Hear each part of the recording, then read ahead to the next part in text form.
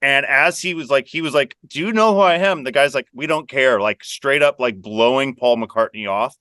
Justin Bieber showed up one time and everyone went nuts.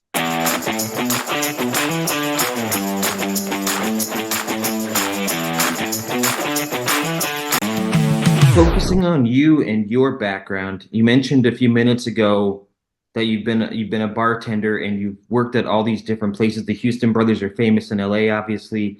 Uh, Yes. can you share any memorable adventures or lessons you learned? I'm gonna. I mean, there are some stories I could tell that I probably don't want on camera. There. But there are some amazing stories I can tell. I thought about this when you asked me, and I really thought about it. And I think one of the oddest experiences I've ever had. I worked at Good Times at Davey Wayne's, which is one of the most famous bars in the Hollywood nightlife in the past decade. And Paul McCartney showed up at our door, but because our staff is younger and our door guys are a little bit younger, they thought it was an old, weird British man that just showed up and they turned Paul McCartney away from the door. And as he was like, do you know who I am? The guy's like, we don't care, like straight up, like blowing Paul McCartney off. One of our managers came out and was like, holy crap, is that Paul McCartney? And they're like, wait, the guy from the Beatles? And they're like, yeah. And they're like, he's like, oh, we just told him to go away. And like my manager ran out and was like, please come back. And Paul had a great time at the bar, and we like got him a special little area to sit down because it was a packed Saturday. We had no idea, and it's not like a nightclub where we have like gated off stuff. Like even if you reserve a table, people are inches away from you while you're sitting at your table.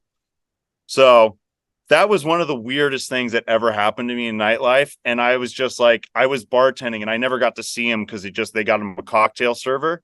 Hmm.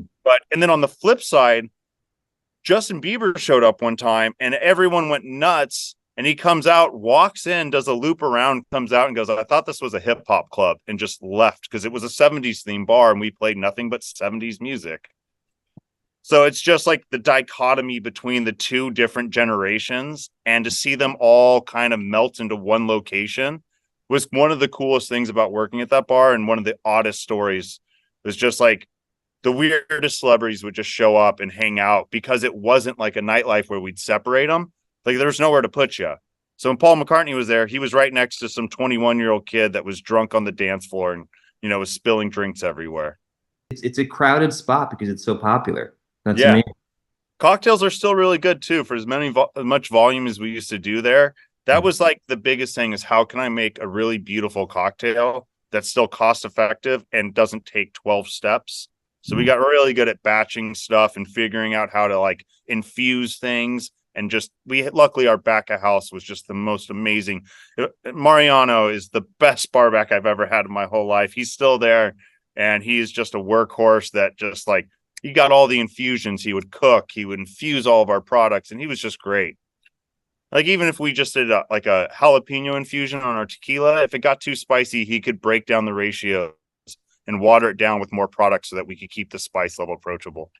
Ryan, as we wrap up, let's talk about where can we learn more about Madre Mezcal? Where can we buy it? Where should we be visiting to find out more about it?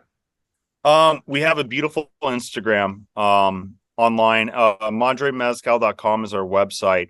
We also have this Instagram called mezcal.learning, and it really is an easy way. It's an Instagram, and it's a little short videos and little blurbs to talk about production, families, history, and culture. It's most of your nicer bottle shops, liquor stores.